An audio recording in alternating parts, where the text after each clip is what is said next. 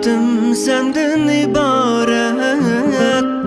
Ömrüme nasip özünsen, sen yüreğimde hararet. Bu ömür bağımda bul sen, baxtimga qurulgan imaret.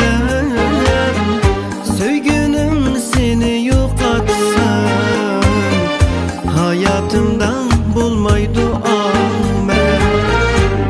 Qo'llaringni tutolmasam, tizimga bosh qo'yolmasam, so'yib seni so'yilmasam, bu dunyoni men ne qilayim? Qo'llaringni tutolmasam, tizimga bosh qo'yolmasam, so'yib seni so'yilmasam, bu dunyoni men ne qilayim?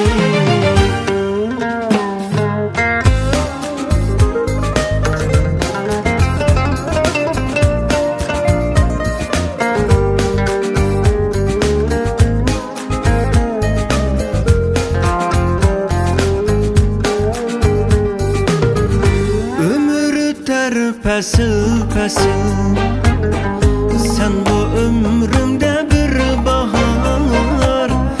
Söygünüm yalğız sen bilen, çiçek açar güzel arzular.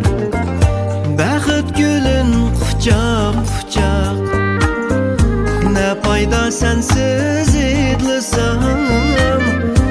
Ömür kitabı varaq varaq, ne payda sensiz okusam.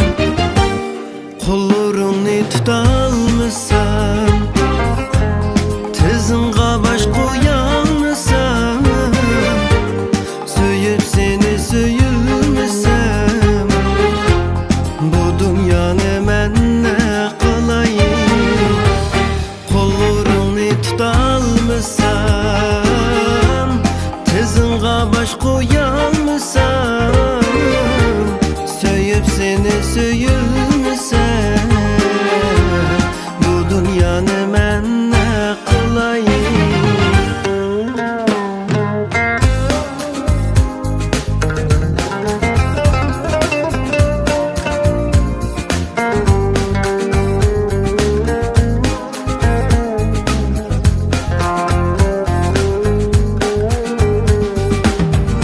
Canım söygün bulsun her yanım, yüreğim küsün otunda yenip. Gecem üsse eşkinde senin, seherler sen bilen uyg'onib. Qo'llaringni tutolmasam, tizimga bosh qo'yolmasam, so'yib seni so'yilmasam,